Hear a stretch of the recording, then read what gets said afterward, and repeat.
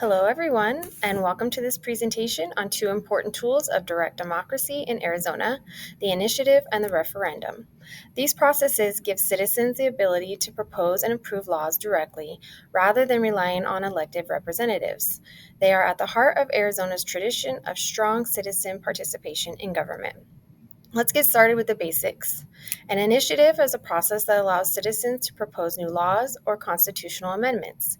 If enough voters support the proposal by signing a petition, it goes on the ballot, and all the voters decide whether to approve it. A referendum, on the other hand, is a process that lets citizens approve or reject laws already passed by the legislature. In other words, if people disagree with the new law, they can collect signatures to place it on the ballot, giving voters the final say. So, how do initiatives and referendums actually get created in Arizona? For an initiative, a group of citizens drafts a proposed law or amendment. They must then collect a certain number of valid signatures from the registered voters. If they meet that threshold, the initiative appears on the next general election ballot, and voters can say yes or no. For a referendum, the process begins after the legislature passes a new law. If citizens disagree with the law, they can file a petition within 90 days of the legislative session ending. Like initiatives, the referendum also requires a set number of valid signatures. If the group is successful, the law does not take effect until voters have had the chance to decide on it at the ballot box. Now let's compare and contrast these two processes.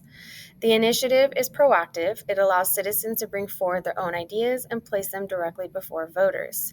The referendum is reactive. It serves as a check on the legislature by letting the people decide whether to keep or reject laws already passed.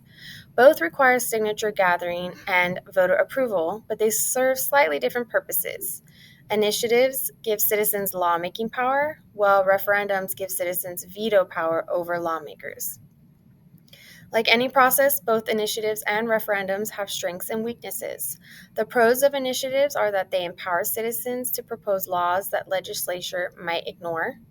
They give a voice to grassroots movements and minority interests. They promote civic engagement and awareness of key issues.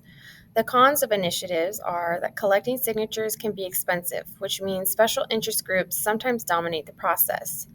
Proposals may also be overly complex for voters to fully understand in a simple yes or no choice.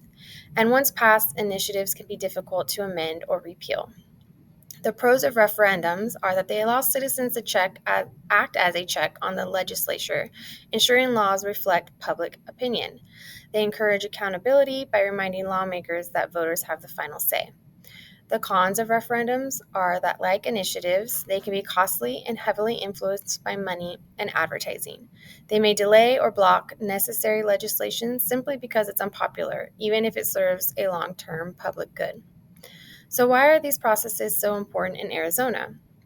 The Arizona Constitution, was adopted in 1912 and was designed with a strong commitment to direct democracy. The framers wanted citizens to have real power to shape their government and hold it accountable.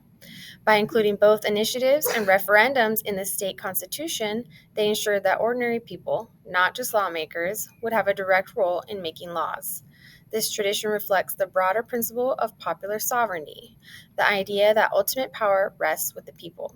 In Arizona, direct democracy through initiatives and referendums ensures that government remains responsive and reflective of the will of its citizens.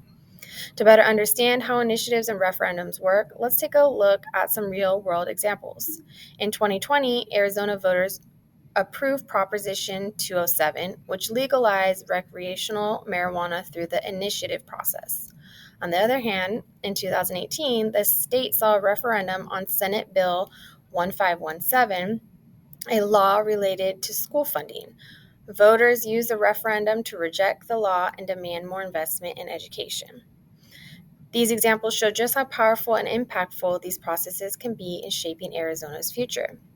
In summary, the initiative and referendum processes are powerful tools that place lawmaking power directly in the hands of Arizona voters. Initiatives let citizens propose new laws, while referendums let them approve or reject laws passed by the legislature. Each process has strengths and weaknesses, but both are central to Arizona's identity as a state deeply committed to direct democracy. Thank you for joining me today as we explored how initiatives and referendums continue to give Arizona citizens a strong voice in shaping their government.